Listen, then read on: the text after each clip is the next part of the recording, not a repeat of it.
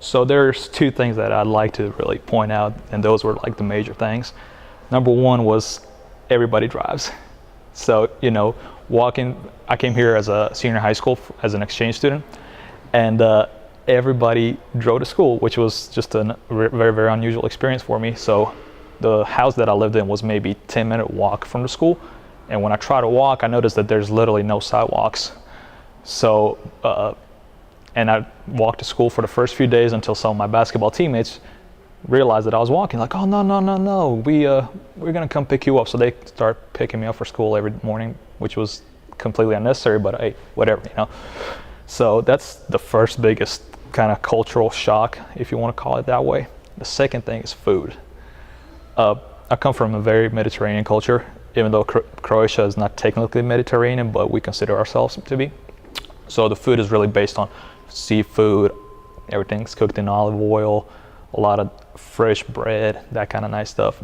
And here it's really different, just look in Arkansas, what they call soul food, fried chicken, mashed potatoes and gravy. I never had gravy until I came here. I didn't know what it was. So food was a big thing to adjust to. The biggest thing that now as I reflect on it was being surrounded by so many different people. Because in Croatia, and I'm not just talking about race-wise or religion. I'm talking about everything in general, from that to ethnicities to different backgrounds, different socioeconomic statuses, and so on and so on. People different beliefs, not just in religion but life in general, politics. And it was really an eye-opening experience, because in Croatia it's really kind of binary, left or right, Catholic or non-religious.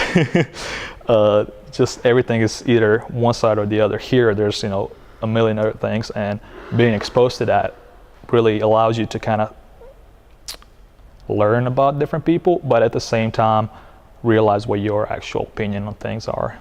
Because when you realize that there's more choices than 1 and 2, it kind of makes you think about it and kind of appreciate everything that's out there. I consider myself to be somewhat fluent before I went to Spain. Mainly I knew if somebody spoke Spanish to me, I would understand pretty much everything. But when it came to me speaking back, it was tougher, because I had to translate and make sure that my grammar is correct and that I'm using proper nouns and so on and so on.